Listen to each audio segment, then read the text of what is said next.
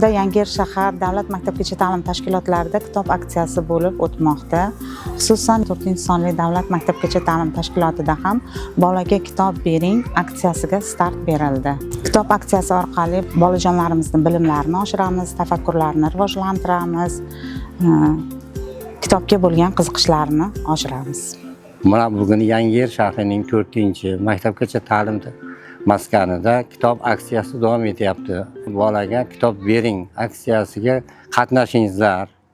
Aksiyamiz xudo xolasa juda ham yaxshi bo'ladi. Mana bunday kitoblardan berib, bolalarning ilmini, ongini rivojlantirishlaringizni hamma ota-onalardan so'rab qolaman.